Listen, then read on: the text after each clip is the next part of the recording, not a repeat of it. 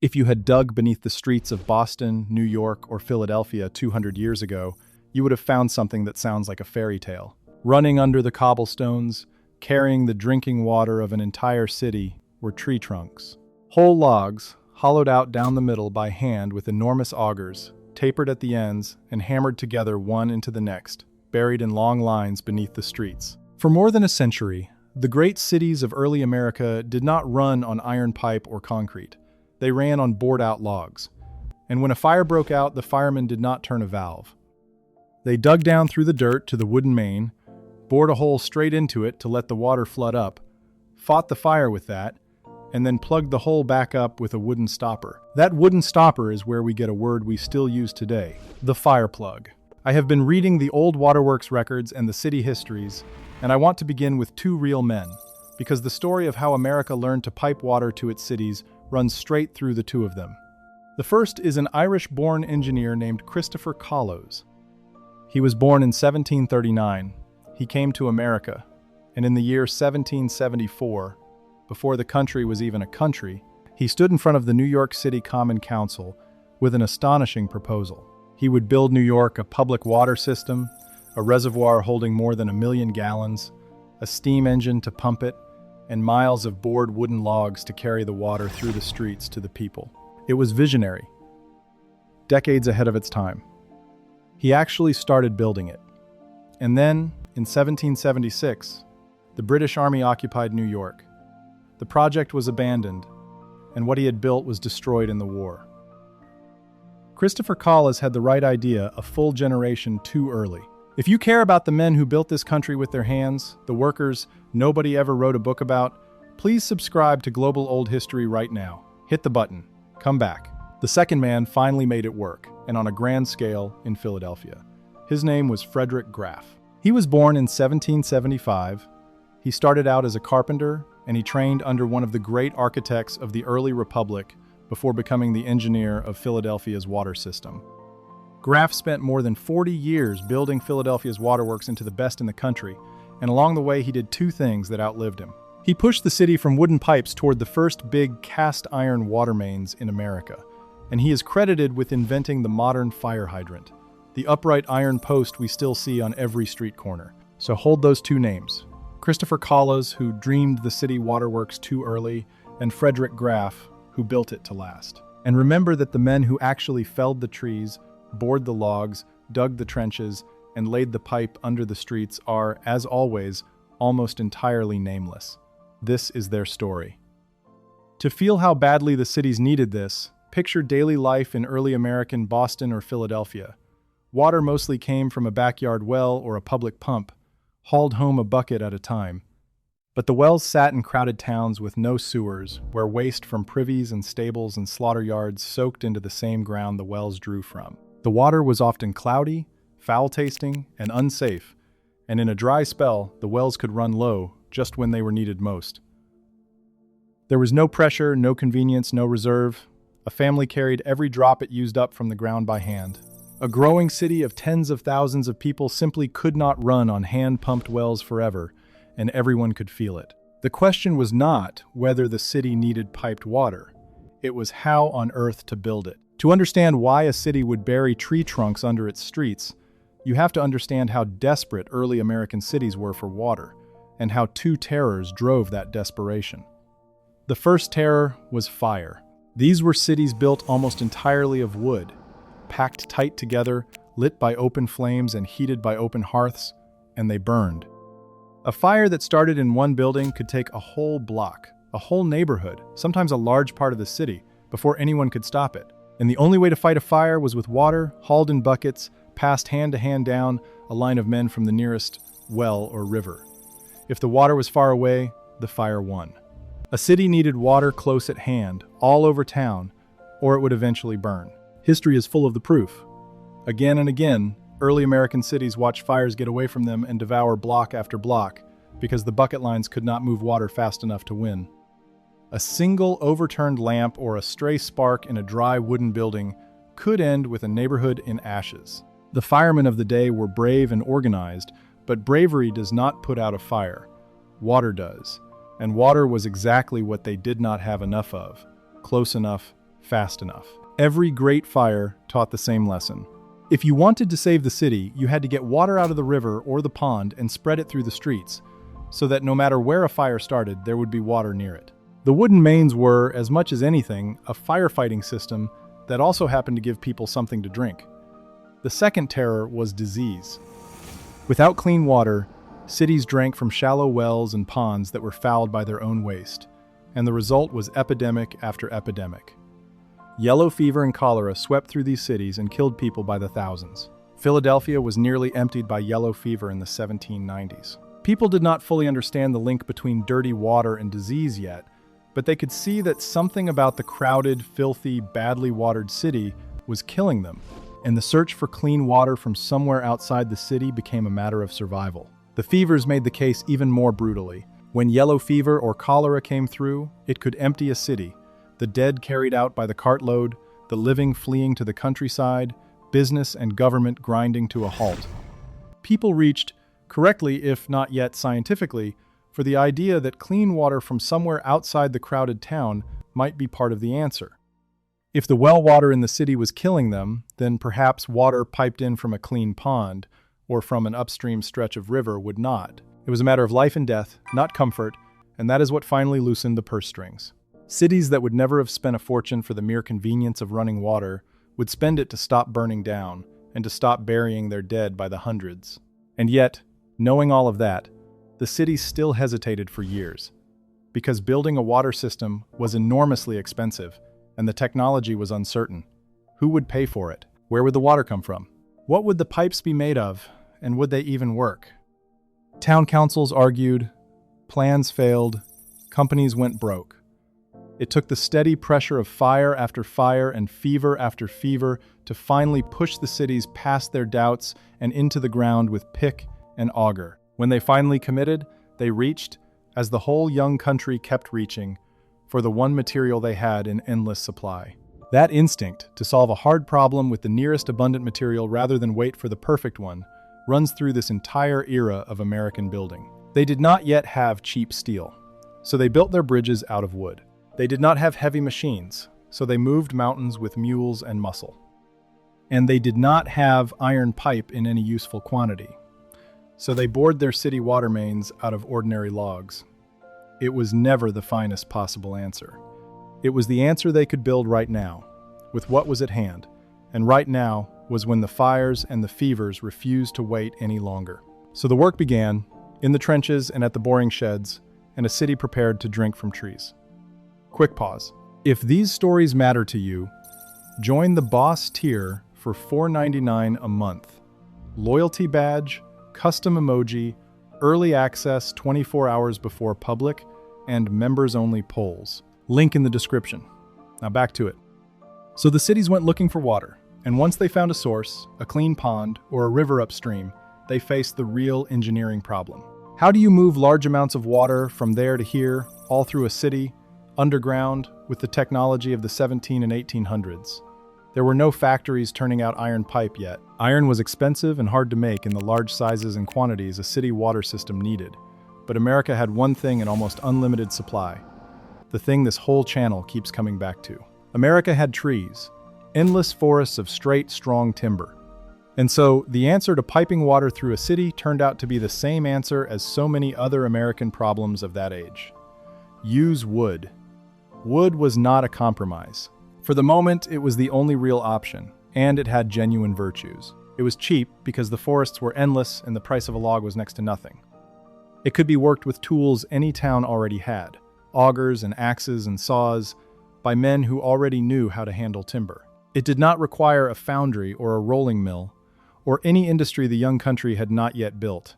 A crew could fell, bore, and lay wooden pipe almost anywhere, using the trees closest to hand. Iron would have been better in nearly every way except the ones that mattered most at the time, that there was not enough of it, and that it cost far too much.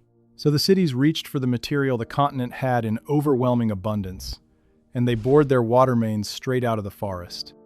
The making of a wooden water pipe was a craft, and it is worth walking through, because the simplicity of it is the marvel. You started with a straight log, usually around 8 feet long, of a wood that would hold up underground. Elm was a favorite because it resisted splitting, Cedar lasted the longest once buried. Pitch, pine, hemlock, oak, and spruce were all used. Then came the hard part.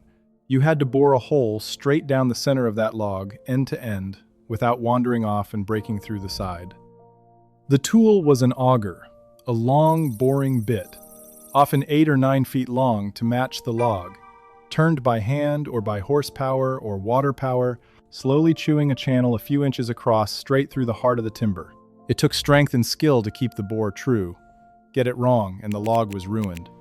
The boring was the heart of the craft, and it was harder than it sounds. To drive a bit 8 or 9 feet straight down the center of a log, without drifting offline and bursting out the side, took real skill and a great deal of force. Some shops turned the auger by hand, a brutal job, 2 men leaning into it and backing it out again and again to clear the chips.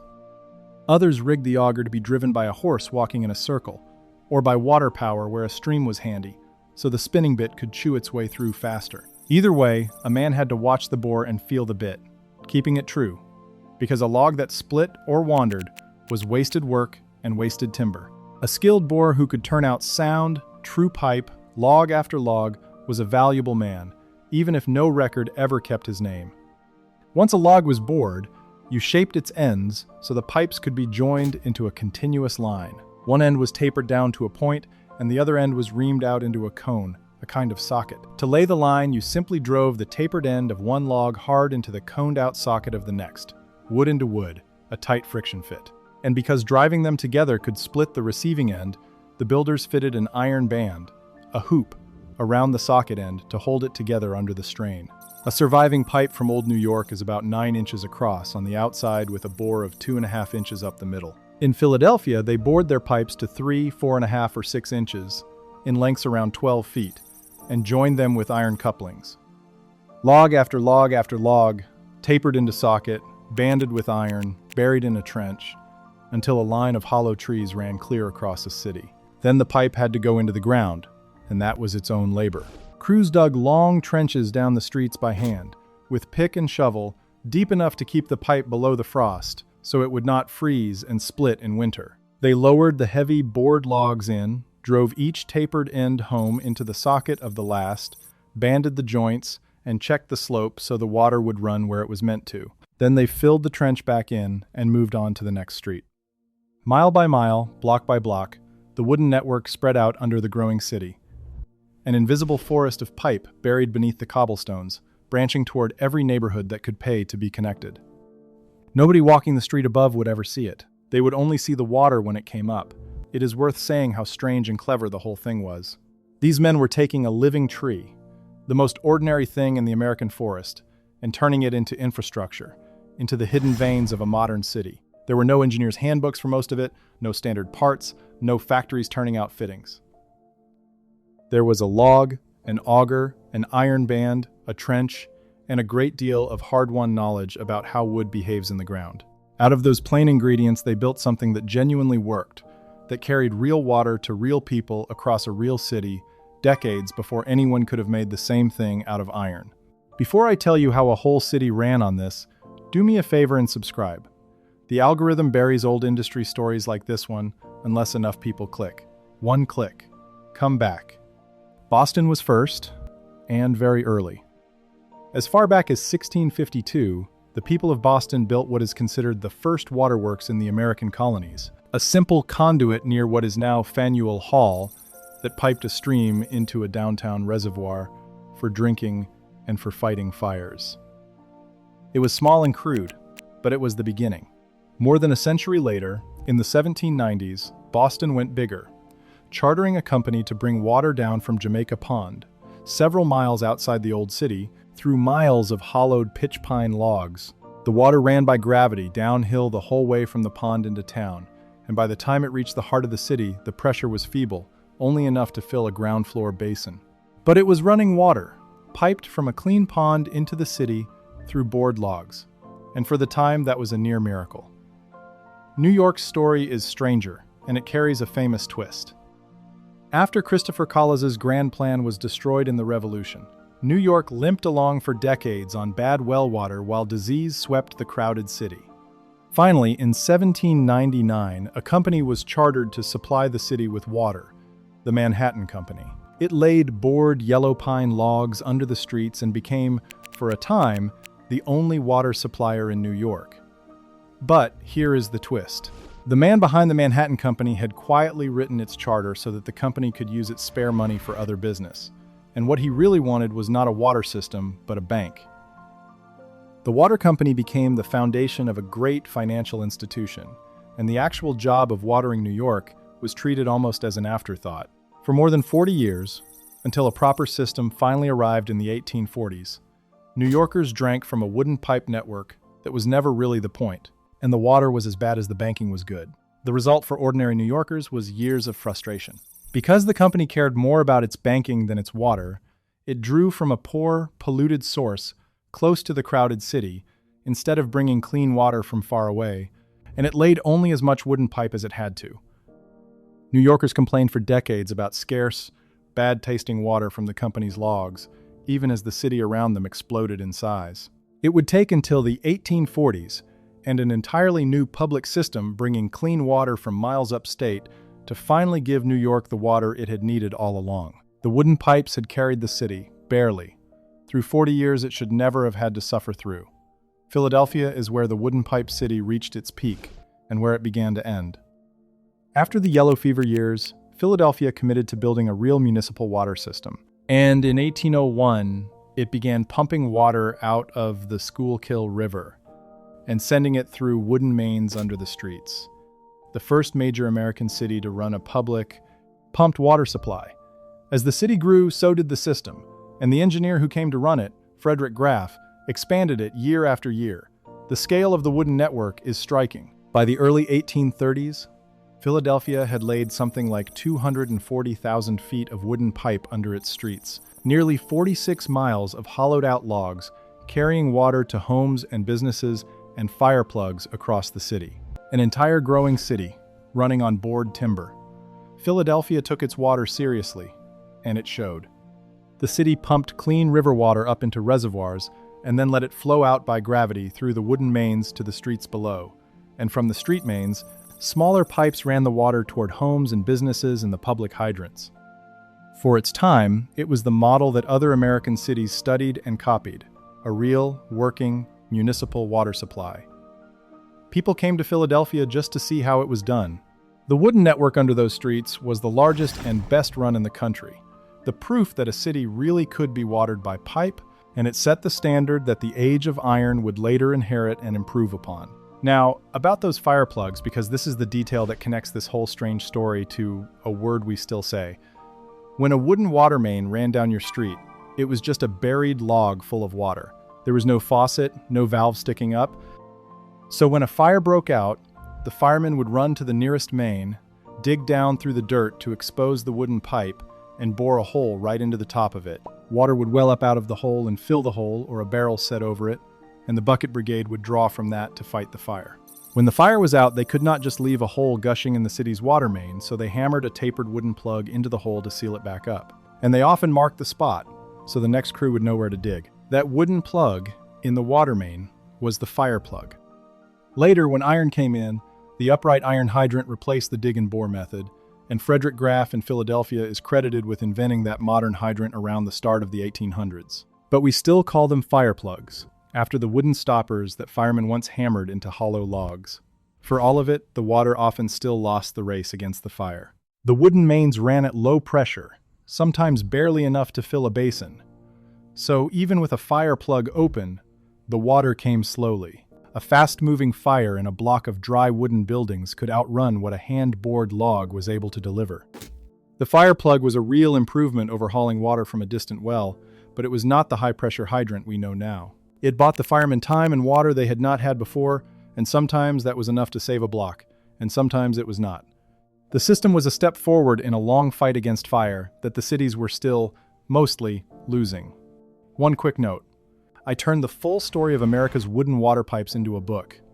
Everything the records gave me. If you want it, the link is in the description.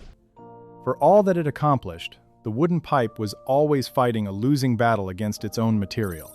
And anyone who lived with the system knew its flaws. Wood rots, buried in wet ground for years, the logs slowly decayed, and the water that came through them often carried a woody, swampy taste. The joints leaked, no matter how tightly the tapered ends were driven home, so a wooden water system lost a great deal of its water into the ground before it ever reached a tap. The logs sagged and shifted as the soft ground settled under them. In hard winters, the water inside could freeze and split the pipe wide open. Tree roots from the city's own trees would find the moisture and push right through the wood. And as cities grew and demanded more water at higher pressure, the wooden pipes simply could not take it, bursting under the strain. The hollow log had carried America's cities a long way, but it was reaching its limit. The thing that replaced it was iron, and the timing came down to industry. For most of the wooden pipe era, America could not make cast iron pipe in the sizes and numbers a city needed, or could not make it cheaply enough. But as the country's iron foundries grew and improved through the early 1800s, that changed. Cast iron pipe could take far higher pressure, it did not rot, its joints could be sealed tight, and it lasted for generations.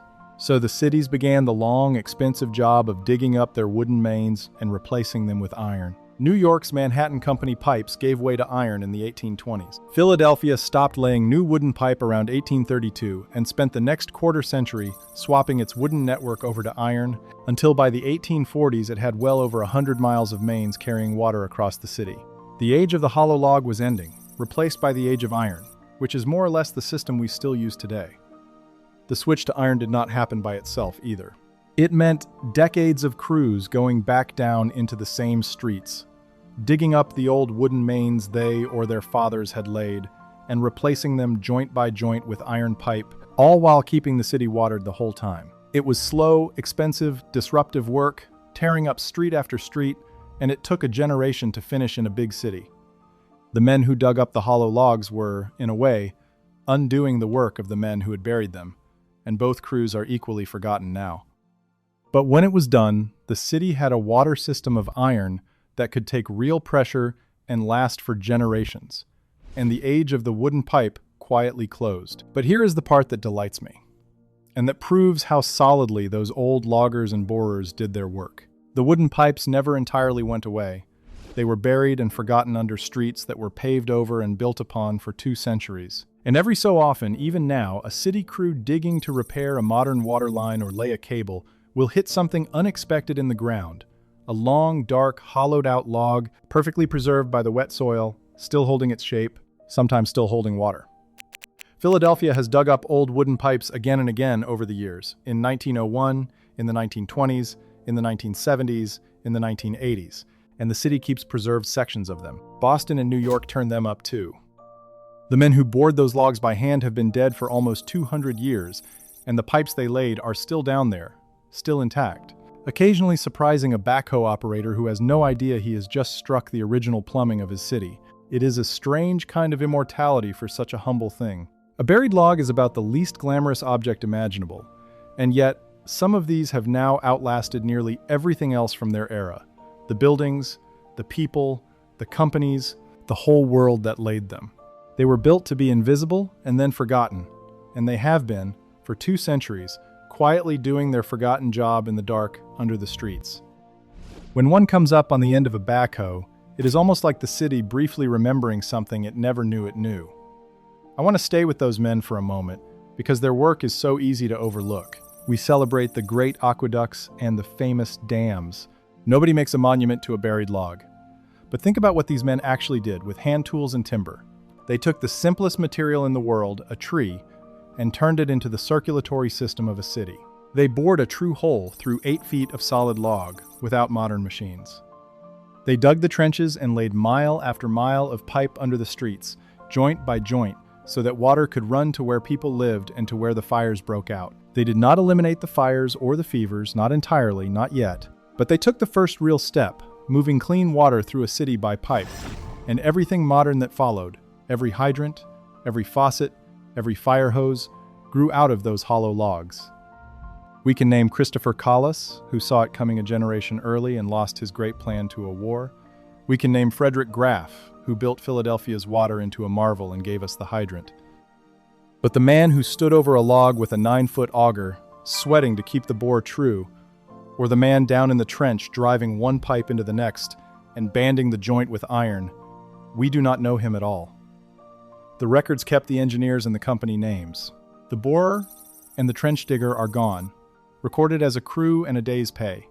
And yet a city drank because of them, and a city fought its fires because of them, and some of their hollow logs are still in the ground, still doing a quiet ghost of their old job, 2 centuries on.